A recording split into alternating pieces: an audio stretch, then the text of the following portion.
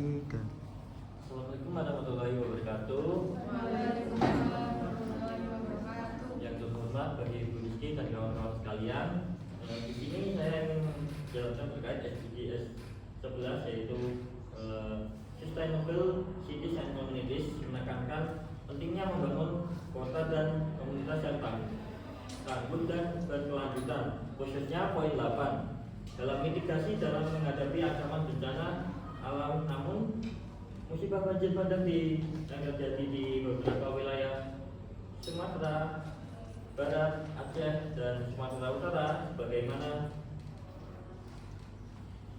banyaknya diberitakan oleh media nasional, menunjukkan bahwa tingginya risiko bencana yang dipicu oleh curah hujan ekstrim, kerusakan daerah, aliran lingkungan, serta alih fungsi lahan yang tidak terkendali. Dalam konteks ini, mitigasi bencana dan edukasi sumber daya manusia, kesiapsiagaan publik menjadi langkah strategis untuk mengurangi dampak bencana.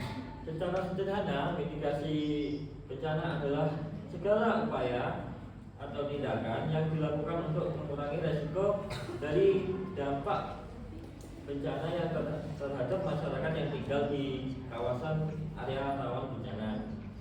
Mitigasi bukan berarti kita menghentikan bencana, akan tetapi bagaimana kita bersiap agar ketika suatu bencana itu datang, korban dan jiwa, korban dan kerusakan bisa diminimalisir.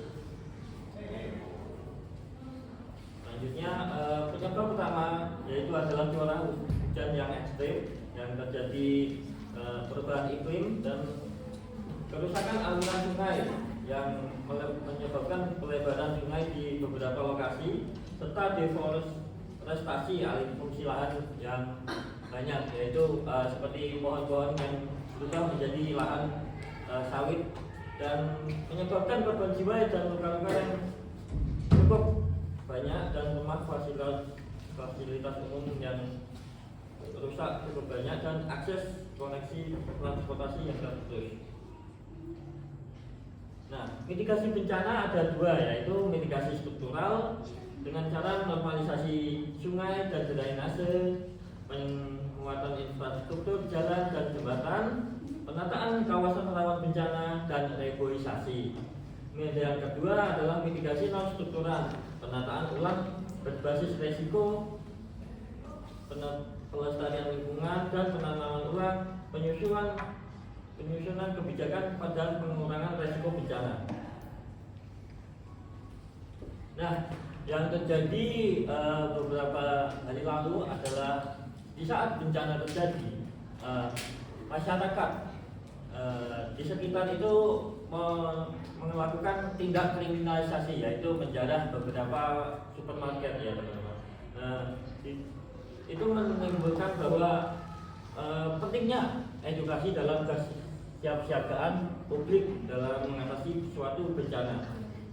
Nah, edukasi bencanaan kepada masyarakat penting sejak dini, meliputi tanda-tanda awal bencana, jalur evakuasi, dan titik pengungsian, dan cara menyelamatkan diri, serta menunggu koordinasi bantuan itu datang. Nah, penanganan dan bantuan pasca bencana. Skala bantuan prioritas dalam sebuah bencana meliputi sebuah pemulihan akses jalan, listrik, dan internet, karena itu kebutuhan yang sangat krusial saat-saat genting. Lalu bantuan pangan, serta kesehatan, serta air bersih. Lalu selanjutnya bantuan pakaian dan kebutuhan dasar seperti alat mandi dan pendirian tenda pengungsian. Kesimpulannya, banjir bandang di Sumatera menunjukkan pentingnya komunikasi yang transparan dari atasan ke bawahan. Kita tahulah Pak Prabowo Subianto tidak begitu melirik para warga-warganya karena komunikasinya sangat terhambat. Dan mitigasi bencana berkelanjutan penting serta edukasi kesiapsiagaan publik. Nah, SDGs 11 menjadi landasan untuk membangun pemerintah